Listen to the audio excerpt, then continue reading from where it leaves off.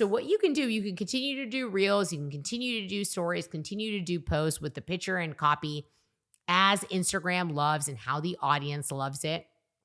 But from there, what you can do is you can ask people to then go onto your YouTube. So they can get a little nugget, a little pop, that dopamine hit, the thing that excites them and intrigues them. So are you creating curiosity in your content? So how do you turn your business into an actual brand? Well, my name is Bijal Patel, and I've had 13 years of corporate experience working at big Fortune 500 companies, and I'm taking all of that juicy firsthand experience and have brought it into my company Launch. Within this podcast, you're going to learn about branding, vision, identity, mindset, and how to scale your business to the next level. So let's go ahead and own your brand.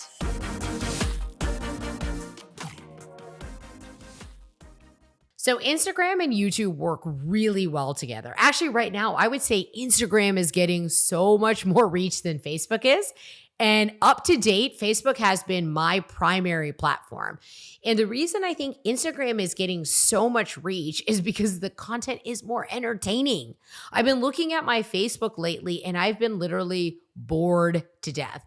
I feel like it's just a bunch of other people selling me something, or it has nothing to do with what I'm actually interested in. What I love about Instagram is that there's always a level component of education, excitement. The pictures are fun to look at. The stories are fun, and they have so many more features. When you go into Facebook, which owns Instagram, right? They're supposed to be called Meta. By the way, side note, I'm still not into that name. Do you hear anybody calling Facebook Meta? That is a signal that your market didn't like what you did. So I'm sure that they spent hundreds of thousands of dollars of coming up with the name Meta. And the word meta is cool, but I just don't see adoption there. And when people are not adopting to the thing that you said, it means it wasn't successful. Like when Google decided to call themselves Alphabet. Who made that decision? But no one's calling it Alphabet. I'd have to pause and know what that means. Anyways, sidetracking us, back to the subject at hand is, why is Instagram dominating now? And I'll tell you why. My theory is that TikTok is so fun. If you spend any time on TikTok, your brain cells are going to reduce, but you are definitely going to have a lot of fun. Whether it's a woman going off, it's a cat doing something crazy, or someone singing and dancing, even just being funny or spoofing something with their husband. That platform was generated to build content that is so consumable you can't get off of it. TikTok is so addictive. I, to this date, do not have TikTok on my phone and cannot use it. Because when I did have it on my phone and I was creating content, my brain was getting overshocked by this brain chemical called dopamine. And that dopamine was like a neurochemical in my brain that was causing me so much excitement that everyday life was boring. I think this is probably similar to why people have to get off pornography, because they get so into these images and scenes that normal sex looks like it's really, really, really, really boring. And so same as with TikTok. So I'm not personally able to consume that content. Maybe one day I will be able to handle my dopamine and can. But for those of you who are watching, looking to capitalize on this strategy when it comes to your content, first of all, you want to get base secured and established. What do you want your brand to represent on Instagram? So too wide of a content base. What that means is if you just verbal vomit every single thing about your life, it is too much for the algorithm. And what that means by the algorithm is the people who are behind the algorithm. Your audience cannot get a narrow focus on what you're into. So people on Instagram who are like, hi, I'm a vegan chef. Hi, I'm somebody who is your Google Sheets expert. And there's this woman, I can't remember her name. She's calls herself the freak in the sheets, but it's like Excel, you know what I mean? Or Google Sheets. And when you have a really narrow focus on there, our focus on Instagram is to only talk about things related to your brand. You as a small business owner, whether you have a brick and mortar or you have a digital business, are looking to grow your content and audience. And right now you're probably doing it to some degree. You might be a beginner and you're trying to get started. Fine. I don't know how helpful some of this will be for you, but most of our audience are people who are already putting out content or putting out a ton of it, and they're looking to dial in the last 5 or 10%. Those people are consuming this, what you're watching right now, because they know they're going to get something strategic, tactical, and at a principal level. They're going to get cutting edge. What is happening now, Bijal, so that I can adapt to what's going on with my brand without having the need to keep up with all of that stuff. And what's interesting about looking at this change and this shift that obviously Meta made an intentional effort with Instagram is at first they took Instagram and tried to get it to directly compete with TikTok, but that actually backfired on them. I'm going to tell you why in a second. What I want you to understand is that, can you imagine for a second that as a small business owner that you make mistakes and sometimes you spend thousands of dollars making mistakes? I know I've done this, and I'll just be totally vulnerable here, is a friend of mine just did a post about never hiring a fractional COO, Chief Operations Officer. I did that last year, and I spent $53,000 in that error. And I backtracked my business by 6 months, tons of hours and frustration about doing that. And I also set myself back in the opportunity cost of the business that I would have gained and grown if I hadn't made that like horrible mistake of a hire. And then on top of making the mistake of the hire, you've done this. You're 2 months in and you know it's a mistake, but you double down on your mistake because sunk cost fallacy. And a reminder for you guys, I'm a nerd about mental models. Sunk cost fallacy is when you are so far into paying for something, whether it's money, time, energy, or attention, those are the 4 ways that you pay, that you just double down on something you don't get out of it. So people do this with their relationships. They do this with their marriage. They do this with their weight. They're like, I'm too far gone. If I'm going to be fat, I might as well be obese. Like they just take overweight and they double down in that category. I understand that because that is what I used to do. And this is day 75 of my 75 hard journey. So anyways, the point of that is when Meta made this mistake, it was a multi-million-dollar mistake. So even Fortune 500 companies who you think have it going on, have the best talent in the world, tend to make these mistakes. What does that mean for you? What that means for you is you can learn from the mistake. They got a bunch of fear about TikTok blowing up, and so they decided to position Instagram to be an equal rival to TikTok. What they did internally on their side is about 6 months to a year ago, they would boost up anybody who did reels. So your reels could be terrible, but they would just give you a lot more viewership because that's what they were tinkering in the background. They figured everyone liked short form video content. That's what TikTok was doing. And they thought, that's a really good idea. We will copy our number one rival in the very best place that they operate in their zone of genius, and we'll see how it gets done. How does that work out? How does it pan out? Shockingly, TikTok continued to grow. Instagram kind of, people tried to adapt quickly to get the reels and the viewership that came with it. But the Instagram algorithm had always attracted a type of audience who was more into pictures and more into copy than TikTok. It wasn't a video-based platform, whereas YouTube is. Now I'm going to make all of this tie back together. So get ready for this. They then decided to revert their strategy and their algorithm.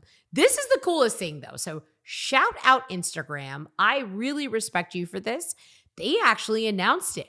So a couple months ago, they were like, hey guys, we're no longer going to support and boost reels the way that we did before. So you're going to want to go ahead and just kind of go back to business as usual, which is the coolest thing on the planet because there are not many platforms that are willing to publicly acknowledge, we tried something, we split test it, it wasn't true to our origins and our brand promise and really what our roots are. So we're going to go ahead and go back to our roots. And that created this awesome like re-engagement and love, because everyone who loved Instagram before was back in the droves. But even people like me who weren't necessarily fans of Instagram just thought that that was like a really impeccable and that was a really respectable and integrous move that they did. So from there, I was like, okay, cool. They're not going to boost Reels as much. And so people went back to business as usual. Photo, a quote, some copy, some hashtags, and then we really got into stories. So the sweet sauce in Instagram is actually in the stories. So what you can do, you can continue to do Reels, you can continue to do stories, continue to do posts with the picture and copy as Instagram loves and how the audience loves it. But from there, what you can do is you can ask people to then go onto your YouTube. So they can get a little nugget, a little pop, that dopamine hit, the thing that excites them and intrigues them. So are you creating curiosity in your content? So the best way I can put this is to another sex analogy. So here I am with the porn, and now we're on to this. I don't know. It might be off brand. It also might be 42 is the new Foxy, and I'm just here for it. So excuse my immigrant parents who suppressed me to ever talk about this. And now I'm here on YouTube and it just comes out of me like Tourette's. So I hope you're entertained. I hope you're laughing.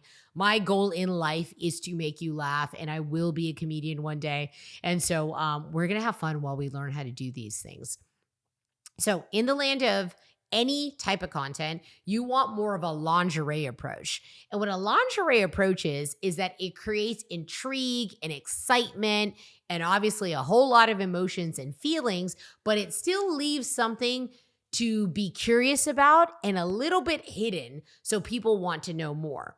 What a lot of people do with their content is the butt-ass naked style, which is there is nothing left for the imagination. And so there's no intrigue or pull to learn more about the next thing. Another sexual term that's coming to mind is called edging. So just like you play edge play, and I'm not going to go into all the details, that is not what I'm trying to do.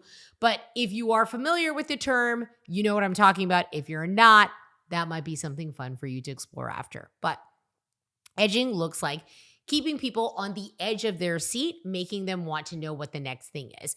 In marketing, it's called open loop. So you're saying, hey, I'm going to teach you on this. We're going to get to that a little bit later. You want to stick around for that, and it's going to be amazing. So you're just creating an open loop for them to know what that is. Here is 3 tactics. The other 2 I'm going to cover, but wait. First, let me take you into this story.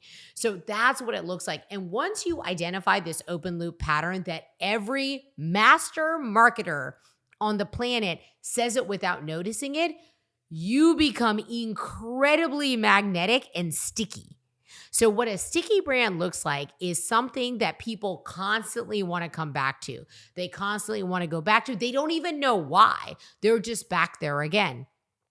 A sticky brand is what every single person wants. They want to be top of mind. They want to have memory recall. They want people literally waking up thinking about them, scrolling about them, engaging in their content, and then going to sleep thinking about them. It almost creates this like partial ownership that your fans and audience start to have with your brand. So if you think about bigger companies, you can start to think if people start to talk smack between Android and iPhones, you know someone has a dog in that fight. If you've been to any party like I have, if someone brings up like, oh my gosh, you're an Android user, like you are just a peasant, there is going to be Android people who start to fight, and then in come the iPhone users and they start to fight, and it's a really healthy rivalry. It's amazing to watch and see these people who none of them really, I mean, the propensity, the chances that they own actual any stock is really low, but really they just own brand equity. They have fractional brand equity, and the people fighting about my iPhone is better than your Android, when they're doing that at a party, the gods of brand are like, this is amazing. People care so much. They're willing to take a punch, give a punch, take out their mom, whoever needs to go, including grandma, just to get their name out there and to be defended for. So this is what's going on in the politics in our country right now. It's red versus blue. It's this versus that. Dualities and dichotomies allow people to separate us. It's way better to have people, you're either in group A or you're in group B. So when you think about people who are supporting a brand and they're fighting for their favorite brand of choice, how can you reverse engineer your brand to get people to fight about you? So glad you asked. The way to do that is by having disruptive content. What disruptive content does is it is the antidote to accidentally being vanilla and boring. You can literally accidentally be vanilla and boring. Hi, it's happened to me. I went through this whole streak in my Instagram where I was just way too busy with the business. The kids needed my attention constantly. I was speaking like twice a month and I was flying out of town at least 2 times a month. I was a busy mom, busy entrepreneur, busy wife, and just busy friend. Like any role I played in my life, I was overly stacked. My schedule was like just literally double and triple booked. So when my content team would come to shoot me, I would literally be like, you have 20 minutes, set up your stuff, and I'm in and out, and I'm only going to say what comes to mind at the top speed that I possibly can because I don't want to be here and I don't want you to be here. So how do you think that translated in terms of my quality? How do you think that translated in terms of my energy? And most importantly, how do you think that translated in the actual impact I was creating through my influence? So it wasn't. So those reels, shocker, tanked. They didn't do very well at all in the algorithm. I then decided to propel the self-fulfilling loop and prophecy by saying, I told you the content strategy is not working. Instagram is not my platform. I'm going back to Facebook and just created an entire loop of self-sabotage. This isn't working for me. See, I told you so. Oh, look, here's the proof it's not working by the viewership and the lack of comments. After giving it a break for about a month or 2 months, I came back to it and realized that what if it was possible through my own mentors, through looking at other people's content I was consuming on Instagram, what if it was possible that that was a self-limiting belief that I perpetuated by using self-sabotage? So I just started to play around. I would use captions on my phone, which is an amazing app. You should totally download it. That's how I make all my stories on Instagram. It makes the captions for you. It's freaking fire. And it literally counts down for me so I can see when I hit 60 seconds. Otherwise, I'm going to have to split up my story videos into part 1 and part 2. And people can do that. I just don't like the extra effort. I'm a one and done shooter. I shoot it once and I don't care if I make a mistake. I don't care if I just blah, blah, blah, blah, blah, speak over my words. I'm 100% okay just being human. I'm 100% okay just being Bijal. I am good with me. I am good with who I am. I am who I am, period. I am who I am, period. So when I realized that, okay, my stories are getting a lot more engagement than the reels. I'm still making up manufacturing stories in my mind that my stories work better because the algorithm is favoring it and the reels are XYZ. But what it turned out to be is that I wasn't very interested in shooting my own content. I'll say that again. I was not interested in shooting my own content. My content team right now is probably over the moon. They're like, yeah, I remember that face. But literally, that created boring content. It created vanilla content. I was either vanilla on one edge or I was enraged on the other edge, yelling at people, which is also not an attractive place to be because how are you helping people get empowered, believe in themselves if you're just yelling at them? If you're talking at them rather than to them, there's a difference in your tone of voice and your energy, your body language, your facial expressions. there's a completely different feeling that's there. So your words are going to cast spells. That's why it's called spelling. So that is something that's super important to realize, is that, yes, I want you to work on different ways to amplify your personality, which you can do through the alter ego effect. Mine right now, it used to be Queen Bee, and now I call myself Warrior Queen Bee. And the difference is Queen Bee absolutely was powerful and respected and knew how to impart power into others. I was really good at empowering others. The reason I added warrior is because my fitness journey, I've lost over 25 pounds. So yay, that's exciting. More importantly, besides the vanity metrics, I feel amazing. So my energy is through the roof and it's cleaner. So not only am I just higher energy, that means after I'm done with all the business stuff, all the content, and after a busy, productive day, I have so much more energy to be the present, engaged, and fun mom that I actually am. I think dads get too much credit for being the fun dad. I am the fun mom. Like, I make jokes. I am silly. I romp around. Who needs bedtime? Like, I am just like, I make up the craziest silly stories with my kids, and now they do the same back. So it's so fun.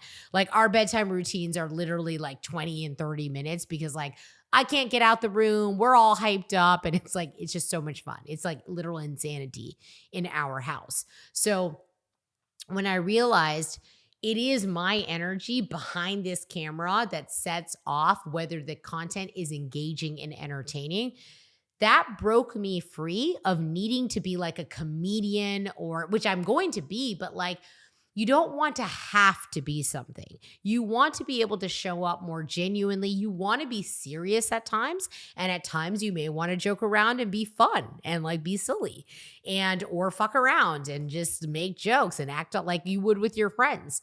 And other times you want to like be in your spiritual self and you want other people to feel the sentiment. Sometimes you want to be vulnerable. And you want to be radically vulnerable, because if you're going to do something, do it all the way. If you're going to be serious, go all the way. If you're going to be funny, let it all hang out, okay? Don't go halfway with things. If you're going to pack a punch, bam, pack the punch, land it. And that has to come as if you've ever hit a punching bag in your life, if you've ever done kickboxing, if you've ever done martial arts, like a lot of our clients are BJJ studios, martial arts studios, you understand that you have to be able to land it, and that requires your body. The same is true with content. So you've got to be able to land your own words. Instead of trying to convince the other person on the other side of the camera, are you convinced? Do you feel it? Do you have certainty in what you're saying? Are you buying your own story? So before you come out there and you're trying to sell someone something else that you don't believe in and you don't have the energy, conviction, or certainty to deliver it, you might as well pause and say, today's not the day for content. Today is not the day. Maybe that's a better day for you to stop with your content team and just outline and work behind the scenes, cameras off, to strategize on the direction that you want to go. Maybe that's a great time to do some competitive analysis. Let me tie it back to TikTok and Instagram. Never, ever, ever compete where someone has a zone of genius or are in a category of one. Never compete there. Always try to compete where your direct or indirect competitors are the weakest. Like when David took out Goliath with the slingshot, he didn't try to beat him with brute force. He took him out with his eye. He used the slingshot for the eye. Always look for the weak spot in your competitors, and that's where you're going to win. So when Instagram realized, oh my God, we already had a brand, we got into scarcity, we got super scared that we were going to lose our followership, they went back to their roots. So you will see this time and time and time and time again, is that the companies that are really winning will go try something new. They'll get a little bit sense of innovation, and then you'll see them come back home to themselves. They'll be like, you know what, we're really awesome. We're really awesome at that. Like when Apple started making a bajillion products, and they have done a great job of making a lot of products that are really amazing. But what Tim Cook did when Steve Jobs, entered into heaven and moved on with his life and moved into the spiritual realm, is Tim Cook decided it was time for Apple to get back to its roots. And he did focus a lot of energy on the iPhone and on the single thing that made Apple like literally Macs and iPhones. He went back to base. So did they innovate? Did they come out with like, AirPods and all of the cool things after? Yeah, absolutely. But they went back to home base. So a question for you to ask yourself is, where is your brand at home base? What feels like home for you? So what feels like home for Launch, which is our brand, is Bijal being the truth teller of the world. Bijal is the person who comes out, disrupts industries, and says the things that every single person is thinking but not willing to say. Our brand is also somebody who takes brand content, brand strategy, personal branding, business branding as a vehicle, but not the end all be all. We don't ever play the game like anyone else does. We're the ones striking out the rules because they're dumb and they don't work for people. All we care about is top line revenue and bottom line profits of what your branding does for you. Does your brand help you ROI long term? Do you feel more empowered in your voice? Are you clear on your mission and vision so you can continue to grow your revenue and increase your profits, and then by that way actually scale? And the last piece of what we do is our vision is focused on injecting wealth into the businesses of women, moms, and minorities to drive social equity in the world.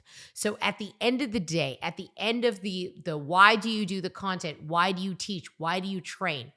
Why do you take time out of your day? I mean, I could just go back to writing my book instead of shooting this video right now, which is so exciting. I'm writing my first book. The reason is because when I show up, I help other people create their own impact in a stronger way. That is what I do. I help other people figure out, how do we create more influence for you? Because when you get influence, because you're heart-centered and you're impact-focused, you are doing the right thing for the right reasons. So I want to put wind in the back of those people's sails, because when those people get wealth into their businesses, they're going to employ more people. They're going to pay them better. They're going to give women the maternity leave that they need. They're going to hire people globally all across the world and inject wealth into third world countries that have never seen light of day of what we deal with here in America. And we are going to lift social equity. We're going to pull women and girls out of these horrific human trafficking scenarios and situations. We're going to prevent the vicious cycle of poverty. And I'm going to fix those meta level social problems in the world by showing up and equipping all of you who are amazing business owners with literally the best expertise out there. It's just a best kept secret. Your expertise is a best kept secret because you don't know how to utilize branding so you can become more visible and more people can know about you. So that is the way I do it, is if I can be the candle that lights 1,000,000 or 1,000,000,000 other candles, then you guys can continue to light other candles and we create cascading ripple effects of impact. So I'm so clear on what the roots of what we do are. I am also extremely certain in our capabilities and where my zone of genius lives, that I'm able to come out here and just give and give and give and give value, because we have so much left that we end up doing with our brand influencer and our brand enthusiast clients. Like with our latest invention with Brand Brain, where we're taking AI, and instead of having it sound robotic and vanilla, we've completely flipped the script on all the AI you see out there and using brand and people's unique messaging, tone of voice, and offers to work unimaginably well. So our initial testing is fantastic. So for a second, imagine that you put in 1x and you get 100x back. So you put in an hour of time and you get 100 hours out, but it's not all robotic and useless and you would never show it with anybody with your brand and nobody would ever engage because it literally doesn't sound like you and you're the most attractive part of your brand. Instead, imagine putting $1 in and getting 100 back. That is what we're doing when it comes to content, email marketing, text, advertisement, you name it. Anything that requires your brand, even copywriting, we're able to do that now. So when you're clear on what that big picture vision is, you understand that you got to stay with your roots while you continue to experiment things.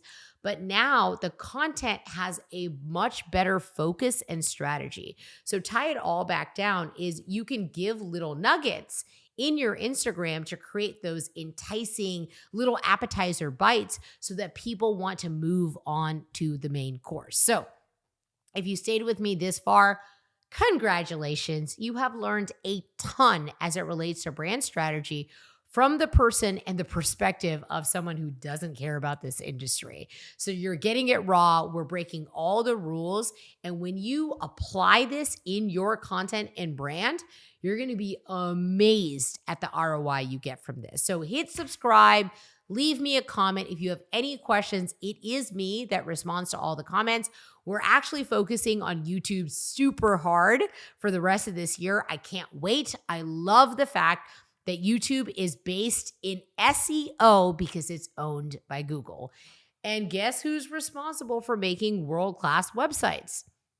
We are. So the same thing that makes us amazing at the UI, UX, user interface, user experience design side, now we develop it and we're offering SEO for our websites. So YouTube is also based in SEO. The content that you create once can get used 10 years from now. People can find it when your brand is bigger. They can go back and see it, or they can find it in Google's search because Google is going to show them websites and YouTube because it has a vested interest to do so. So it makes so much sense to have your website, your Instagram, and your YouTube all working in connection. And again, subscribe to the channel, leave me a comment. You have any questions, share this with a friend. It's going to be fire, and I can't wait to hear more topics that you want me to train and talk about. We're going to do this on a weekly basis. So I'll see you over there. Take care.